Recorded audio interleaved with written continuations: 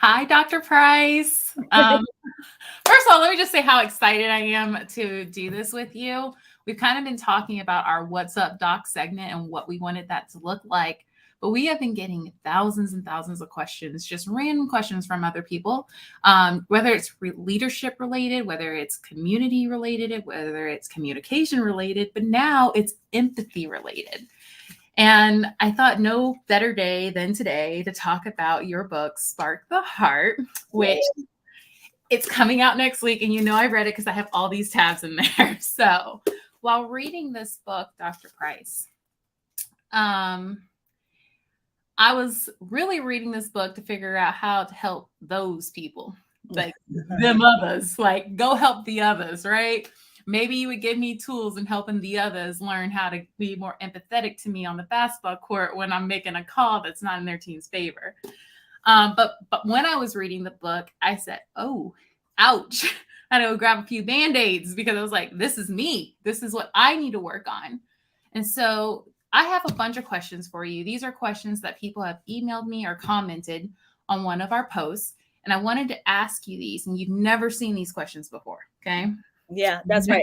I think it's important for people to know that if I'm good at anything, I prefer kind of extemporaneously just responding to questions. So we didn't even talk about you sharing them with me. So I have no idea what people have sent in. And is it okay for people to send questions live too? Yes, send them in. Dr. Price, like there's a superpower that she has that we all love. And, you know, you just did an amazing keynote at Central Exchange in front of almost 1,200 people yesterday. And the Q&A question was on fire. So it was great. It was great. So we're going to kind of do that today. And so my first question, and this is one from me, is how do we as leaders get from thinking it's the others that need to work on empathy and not me? How do we change our mindset to go first? Well, I will tell you that I was probably the most resistant to this idea. People who are incredibly smart, and I do think I'm in that category, and I don't mean to be braggadocio, but I like to learn. And other people who like to learn and can learn things tend to be very judgmental sometimes when other people don't know what it is we know. And one of the funniest things that I learned when I was learning about empathy was that naturally empathetic people were some of the most judgmental about people who did not have empathy. So they would often come to me and say, "Yes, we need more empathy in the world. Can you believe XYZ is not empathetic?" And I remember going, "Oh, you probably would have been judging me before I got on my empathy journey." And so one of the things that I invite everybody to do in the book is to embrace this idea that no matter where you are in your empathy journey, even if you are incredibly empathetic, now what's your responsibility to teach somebody else? Mm. That there's no place we get where we get to sit back and go, catch up. Like if you catch up with me, then maybe you can get like me, then we can talk. The world is not going to get better if we just keep looking outward, expecting other people to do the thing that we need to model. So I think that's the way to just say, if not me, then who? And I don't remember who said that, but that's not me. Well, it's very interesting. Like you talk about empathy, that it's a journey and not a destination. Like you're never gonna finally, I made it, right? But before we dive further into some of the questions, can you kind of talk about the difference between empathy and kindness and grace? Because I think people interchange these words like, oh, yeah, and just because I'm kind, I may not be empathetic. Yeah. You know? Yeah, I think we got a question from Michael Watson, who is one of my high school friends. He was in middle school when I was in high school. He was the one yelling at me on the court. So. Uh-oh, uh-oh. Mike was yelling. Because we had a very recent event here in Kansas City with a young Ralph Yarl being shot in Clay County, mistakenly going to the wrong house. And the question is, how do we empathize with the man who tried to kill Ralph? And what I have come to realize was that it's about the definition. And Michael says he wasn't yelling at you. Because empathy, there's several kinds, and the people who have studied empathy for a really long time would probably want to skewer me if I didn't share that there's emotional empathy, which is to feel the emotion that another person feels. That is a type of empathy. That empathy is really difficult to teach if you can teach it at all. Um, in fact, if I get cancer, I start to feel the things that other cancer survivors felt because I got cancer. It's hard for you to teach me that. David Bell, Counselor Bell, he says, like, how do I teach someone how to have an intimate relationship? They have to have an intimate relationship in order to be able to experience it. You can't talk me through that in a class necessarily. And I think what happens is people think that I'm saying we should demonstrate effective empathy, try to understand the feelings of the shooter. And that's not what I'm talking about. The type of empathy that can be taught in simple terms is logical empathy or mental empathy or cognitive empathy.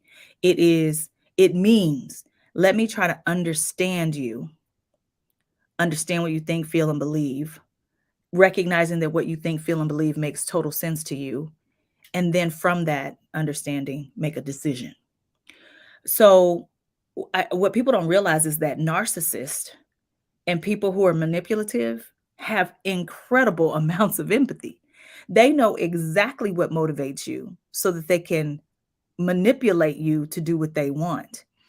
Well meaning people who are not narcissistic in nature generally just go, I don't understand you. Let me create space between me and you. Let me call you a monster. And then therefore I can just push you away because the way you think, feel, and believe doesn't make sense. And so what I'm suggesting, instead of while I believe in kindness and niceness, what I'm suggesting in these instances, when injustices have occurred, is to understand the mindset of a person who can shoot a person through a door, not once, but twice. And then even if you think about what were they feeling in that moment, and if you say it was racism, I don't know. But if you say that it was maybe he's too old, I don't know.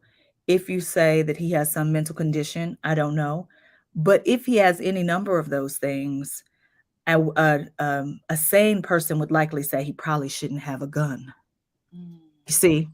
And so empathy is understanding that don't try to have the person thinking like you, because I cannot imagine shooting even a dog through a door twice.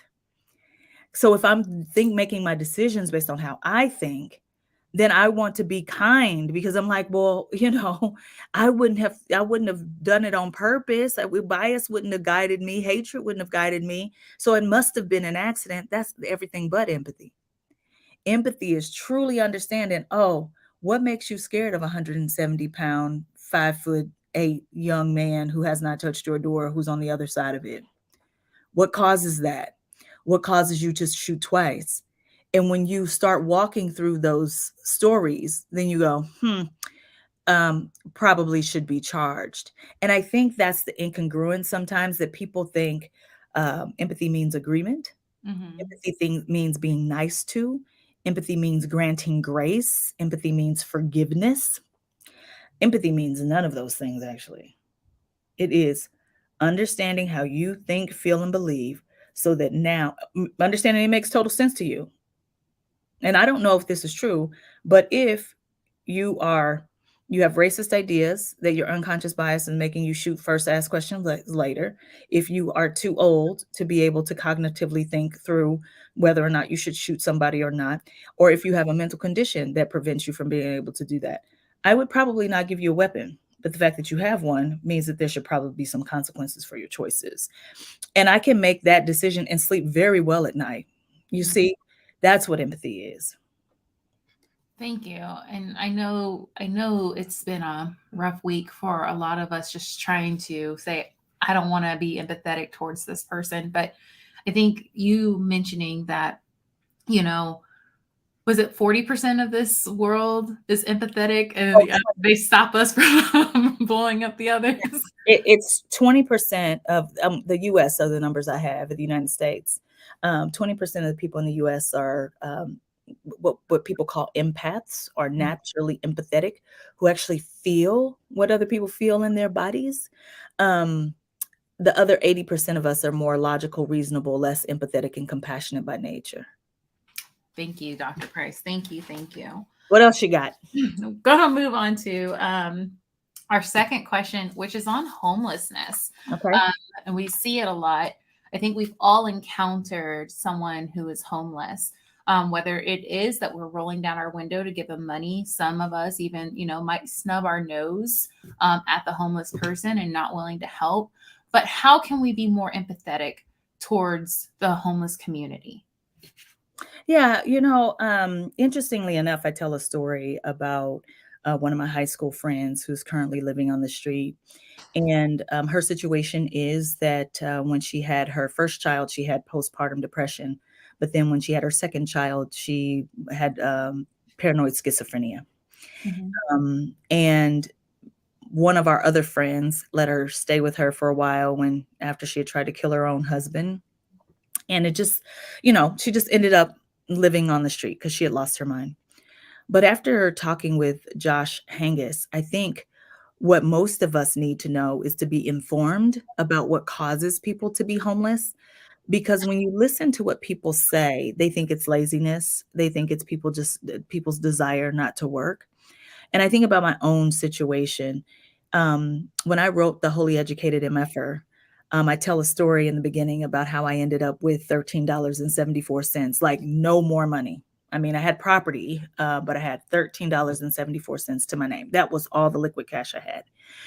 If you want to know how I ended up there, you just ask somebody. But at that time, and I had just gotten paid, and we got paid once a month. So I had to make it through like 4 more weeks with $13.74. And I was working in Leavenworth, Kansas, which is 45 miles from Kansas City. So I had to pay for gas, all the things. But here's the difference. My mother was able to pay for daycare. My mother was able to float me some money for a little bit, Mhm.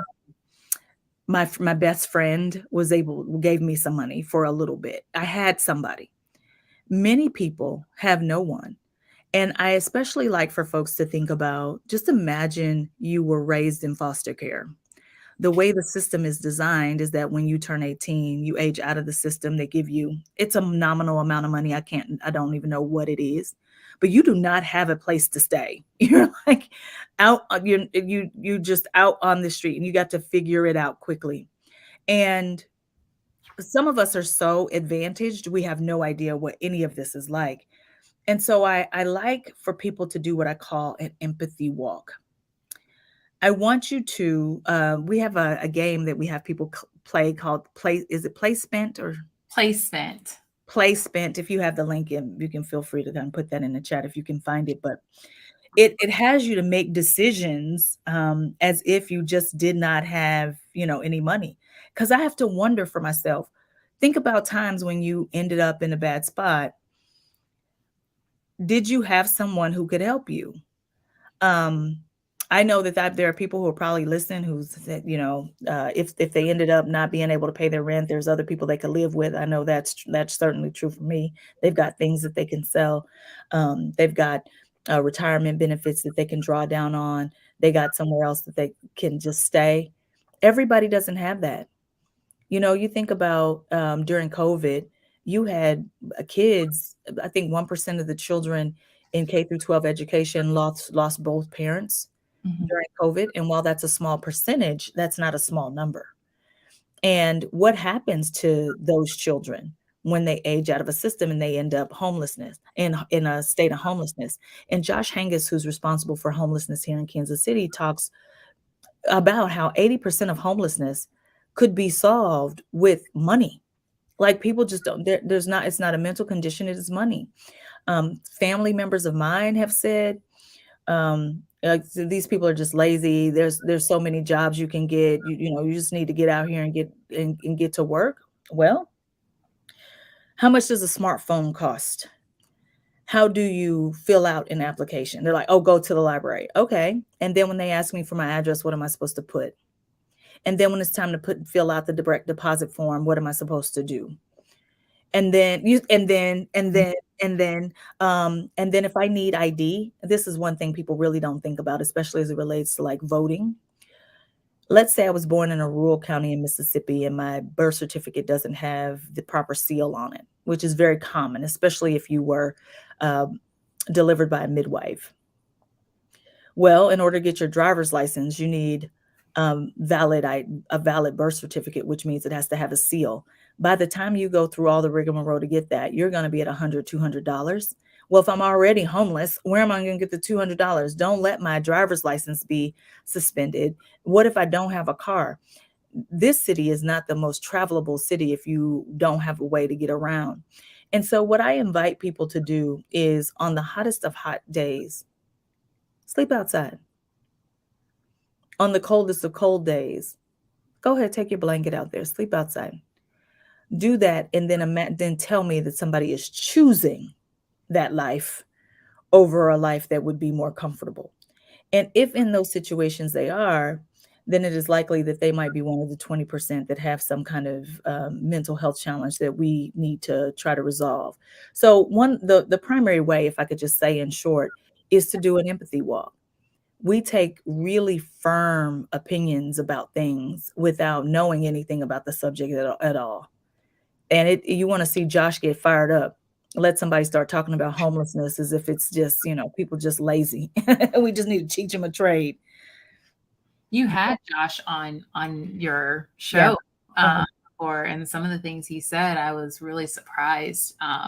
But you're right, talking about things you're uninformed about, it's actually causing more harm than good in communities. The next question that someone had asked us is regarding to strict company policies. She says that I have an employee who is a primary caregiver to her sick mother. Often she's balancing being a single mother, a caregiver, and working a full-time job. I notice that she's burning on each end of her candle, and my company has a very strict leave policy. Some people on my team have noticed that she's gone more often than not, and now they're starting to question it. She still gets her work done, but her absence is noticed. How can I help my team be more empathetic? How can I be more empathetic or help our company change the policy? Yeah, so this one's difficult, not because of individual human choices, but because of what I call institutional choices. So the policies, the practices, the laws, and we regularly say, if the policies don't work for the people, you need to change them. Because the key phrase in there for me is she's getting her work done. Mm. And when I did my doctorate, many people think that what I know most about is diversity and inclusion, but that's not true. What I know most about is leadership, and the specific topic I was focused on was results only work. So what would it look like, even in industries where we tend to pay people by the hour? What would it look like if we paid people for the results? Like we told them, hey, here's what is required of your role, and you get paid when you get it done. And I got a chance to play it out in a manufacturing facility whereby the people who were on the floor, who got paid by the hour, had the choice to make the rules how they wanted to make the rules. So, if somebody needed to start later, who was going to cover their part of the shift so that they could take care of somebody. If somebody needed more vacation because they were ill or more sick time, they could share it, because there were people who never took days because they didn't need it, and so they would share. And interestingly enough, productivity went up, engagement went up, quality errors went down. But you have to be a really open person to be able to do that.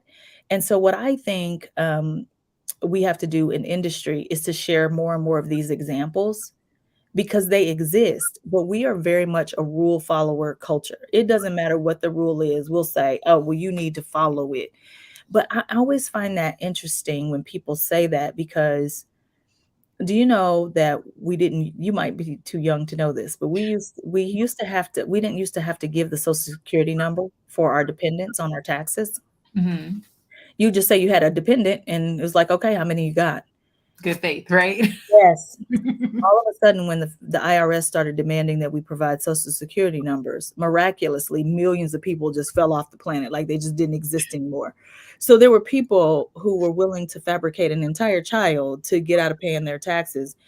And people are like, "Nicole, well, I mean, that's not that big of a deal." It was billions of dollars to the treasury. Mhm. And so we are so hypocritical at times with what we do, as it relates to how we interact with other people, because let someone else be taking care of their parent.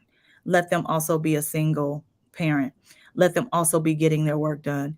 They would then be thoughtful about how to change policy. And that is nothing more than just trying to put yourself in the shoes of another.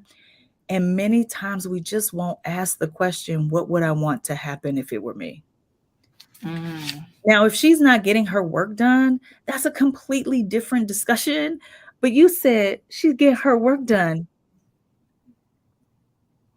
She's getting her work done. So tell me, why do you need to see her? Right. And she's feeling that extra stress. And why would you put extra stress on someone? Just think about it from a humanistic standpoint. You're getting what you're paying for. Why would you put that extra stress on somebody? Absolutely.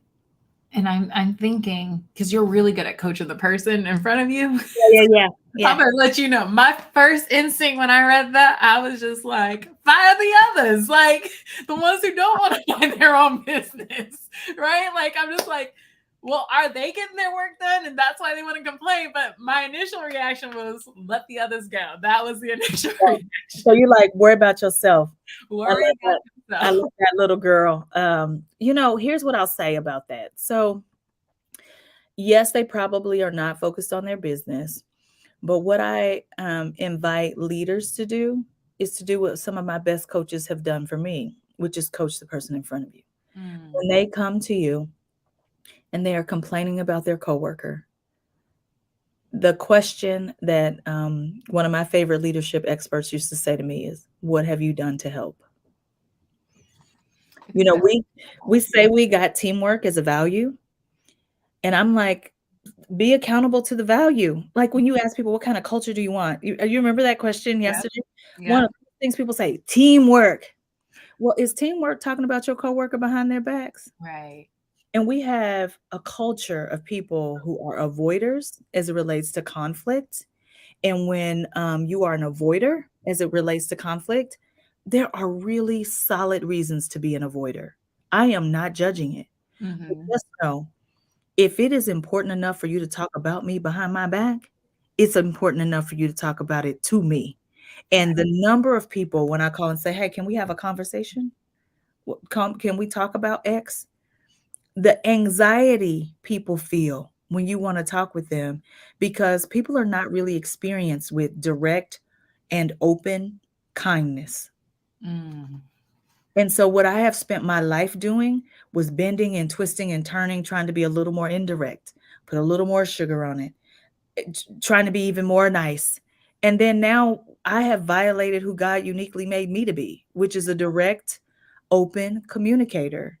And if I'm going to accept that you are an avoider of conflict, then guess what that means, sugar? you gotta accept me. That's exactly right.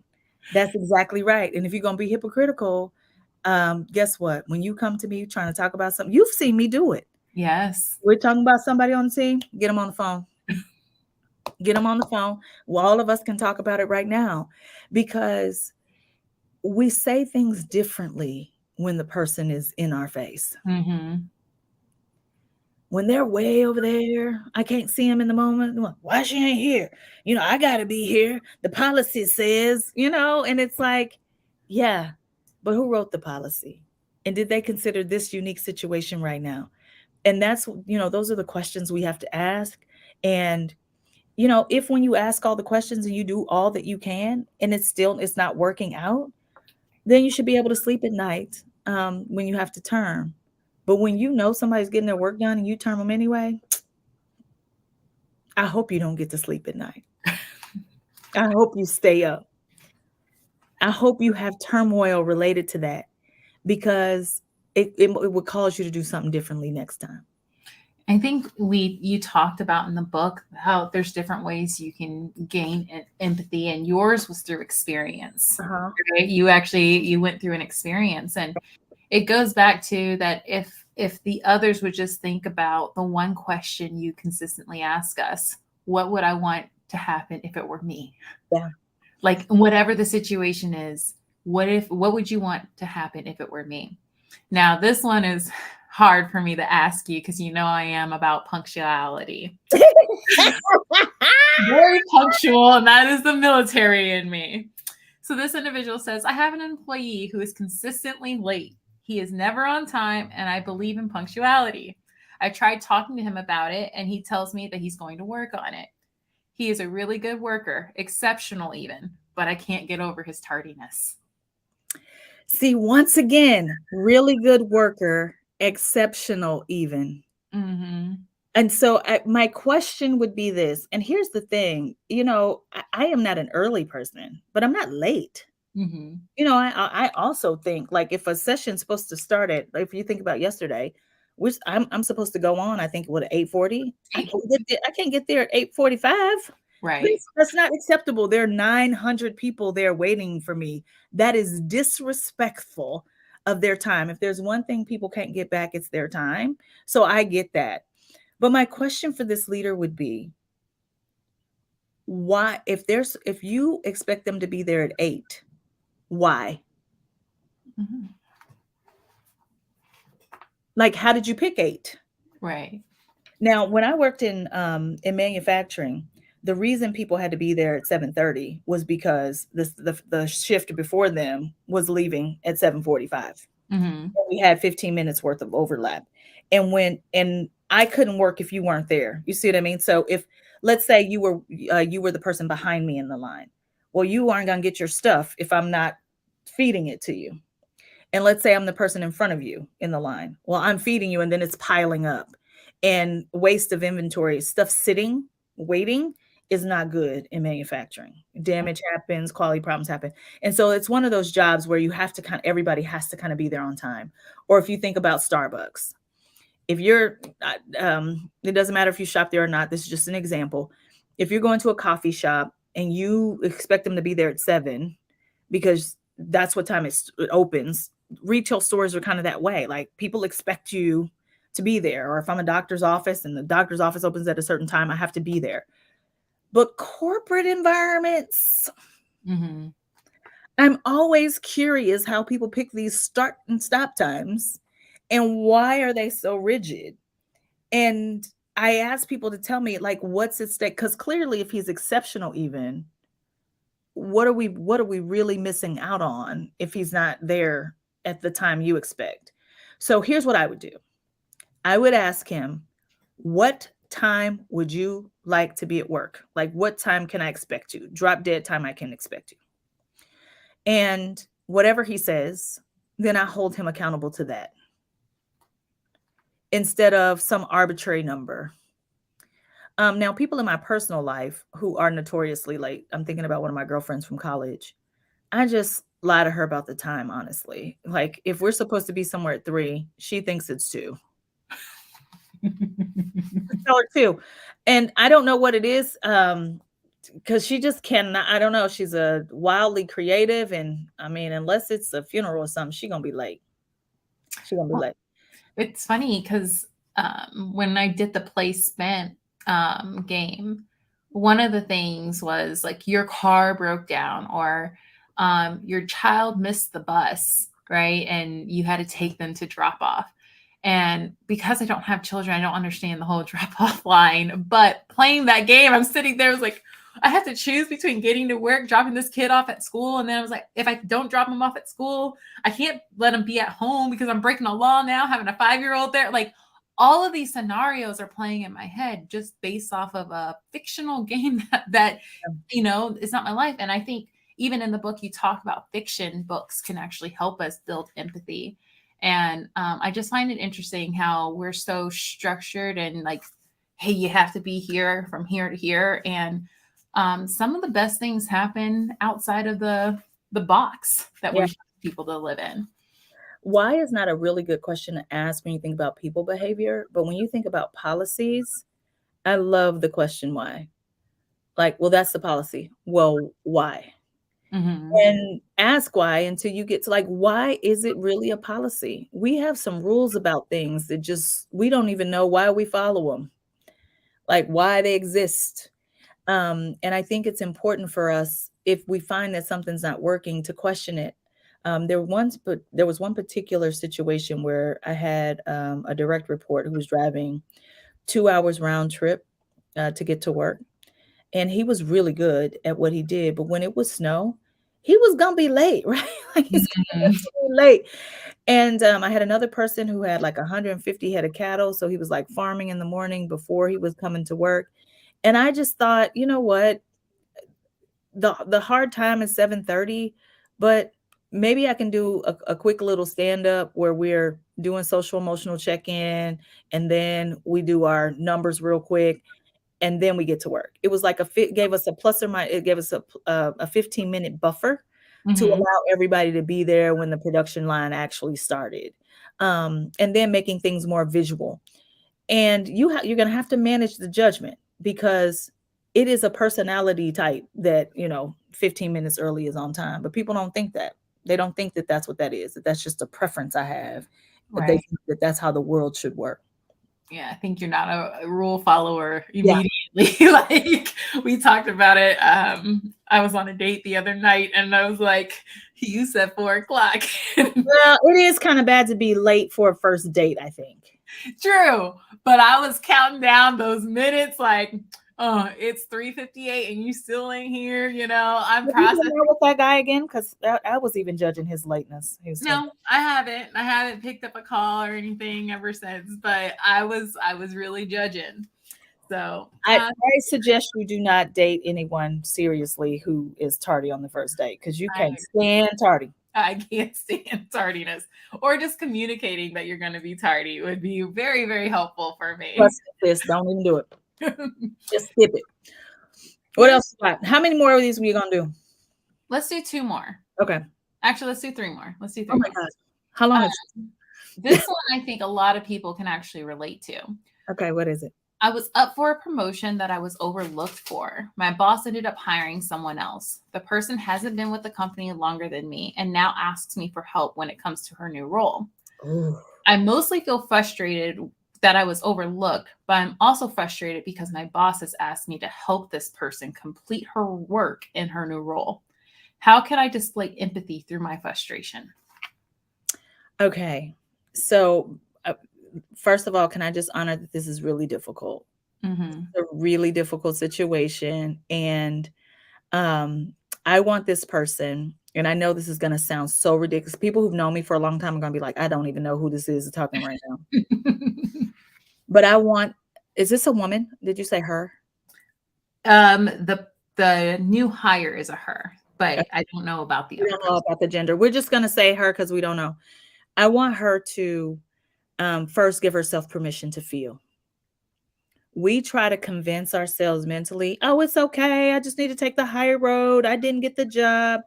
But a suppressed feeling is going to come out. And usually when it comes out, it's going to come out ugly.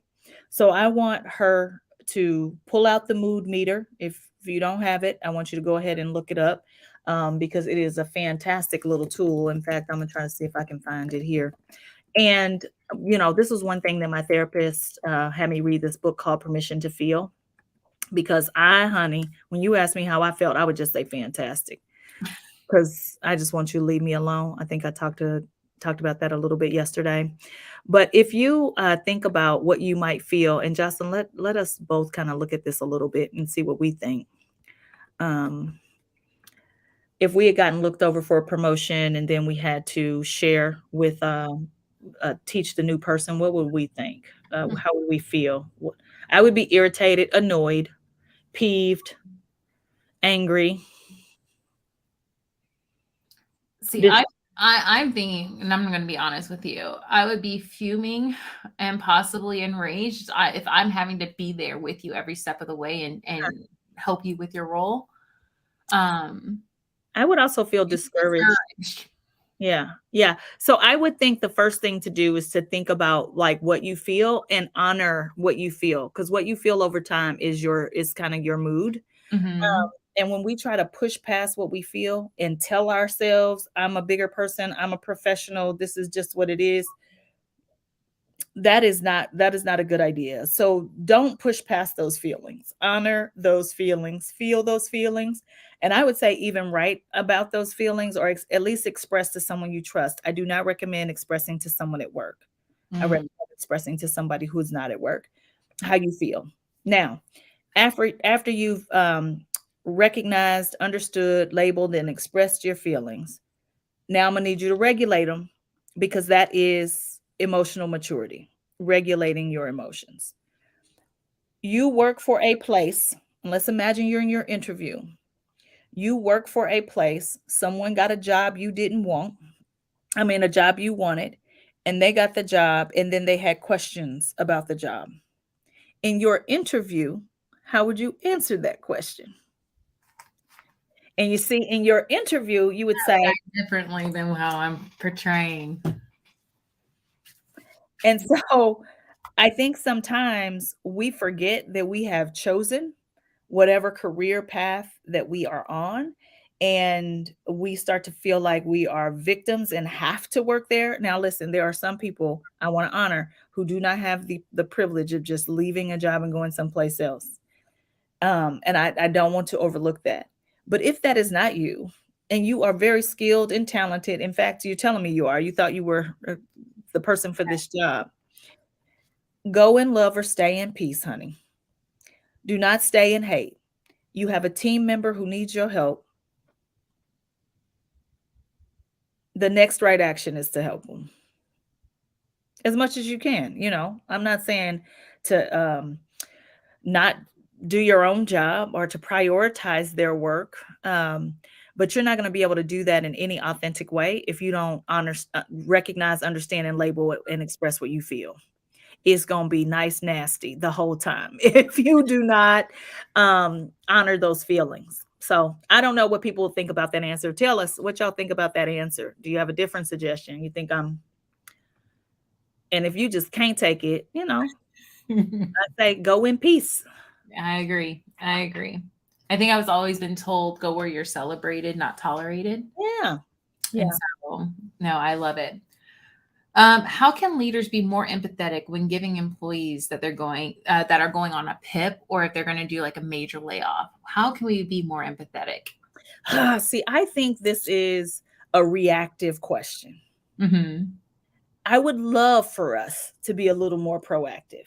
And I don't even smile at me because I know you like she is arguing with reality and she tells me not to argue with reality all the time. Okay, I know. But here's the thing. I'm like, when companies have to do these major layoffs, I think about places where I've worked where they've had to do layoffs. And I can point to many situations along that path where employees were coming up with innovative ideas, suggesting things that would be bringing more revenue, suggesting things that were like reduce waste, and the company wasn't listening. And so then you're like, oh, we got to lay people off.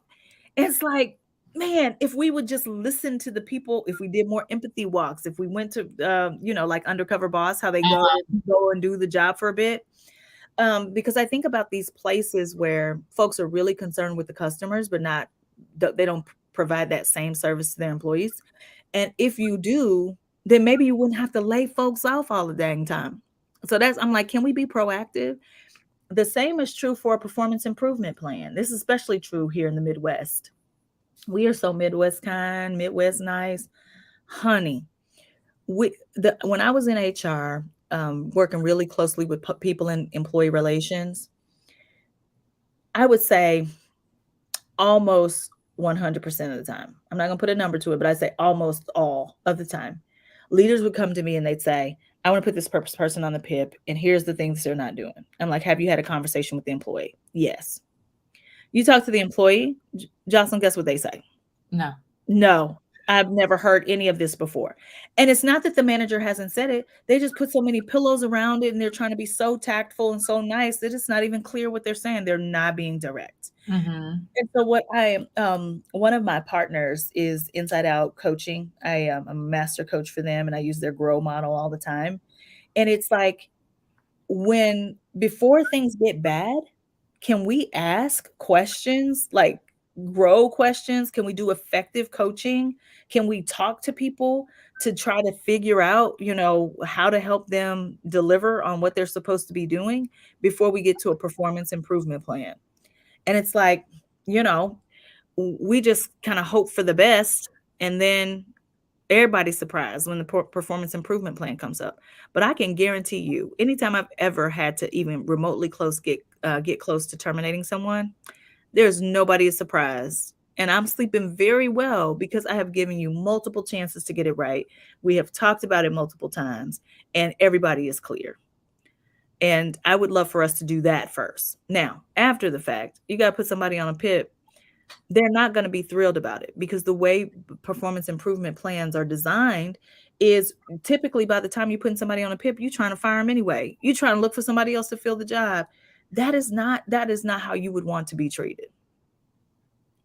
I rarely see somebody successfully complete a performance improvement plan and then keep their job and then be a stellar employee. But that's because leadership has waited until it's too late to Mm-hmm. have real, direct, open conversations, helping people close the gap between what's expected and what they're getting delivered. So, Dr. Price, I think I'm done with the questions I want to ask you that was sent out, but I do want to ask you this. Why is it important for leaders? I think we all lead in our own way, but why is it important for leaders to lead with empathy first? So the work climate on any team is kind of dictated by the leader. When I ask people what their culture is like and they tell me, when I do my empathy walk and I go observe, every time I'm like, because how it is. Leaders call me to have me fix those other people, but every time I get The there, others. prepare the others, okay? The others. Prepare the others, because um, but every time I get there, it's the leader, and Mm-hmm. I can't tell them, but it's like leaders signal to everyone else what is okay or what is not okay, And I read this book called Extreme Ownership by Jacko Welch. Disagree with him on many things. But what you can't disagree with him about is that in the Navy SEALs, where lives are on the line, you can take a leader and move them from team to team to team, and their team, even the worst teams, become the best teams because of the way the leader signals and creates the climate. So I say, like Gallup has proven over decades that people don't leave organizations, they leave leaders. So I can work for a really nice organization, but my direct leader is toxic. It don't matter that this is the best place to work. My leader, the person I got to talk to all the time, is toxic. That's awful. Conversely, I can work for a toxic organization, but my leader is kind of creating the climate in my division or department. I'm going to have a good time. And so that is why leaders should be concerned about empathy. All of this work we're doing around diversity and inclusion, race, equity, coaching, even decision making, change management, all the things, Jocelyn, none of it is going to work if we don't have a foundation of empathy. If I cannot put myself in the shoes of another person and try to imagine what it would be like if I were them, really, really difficult. And I'll go back to Ralph Yarl. If I put myself in the shoes of that shooter, you know what I know would happen? I'd be prosecuted and charged. And I doubt I'd be given bail. I doubt it. But I mean, who's to say? It's completely hypothetical. And my dear friend Lisa, Lisa. Mm-hmm. Lisa's like, no, no, no, Nicole, we should be talking about the platinum rule. Treat people how they want to be treated. I think that is aspirational. I support it. I think it's amazing.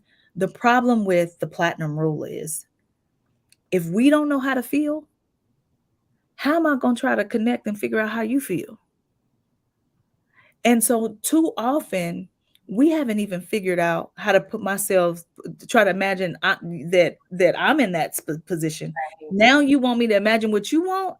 It's like trying to get people to do calculus when they haven't done algebra yet. And so I'm saying, can we start first? Can we start first with the simple act of, what would I want to happen if it were me? You know, and if I can do that, and if I can do that more often, then I'm going to make better leadership decisions. Well, and you were talking about the platinum rule, and I used to be a minister, and it just reminded me of the scripture when Jesus was at the Last Supper, and he said, "Love your neighbors like you love yourself." And I think that's a problem. We don't love ourselves enough to sit here and put ourselves in someone else's shoes, right? To do that. And so I think both of them stand straight right here. And Dr. Price, it has been marvelous talking to you. Yeah. I think this is a good thing, and I think a lot of people will get good things out of it. Is there anything else you want to say? Well, we want people to send you questions, right? We do.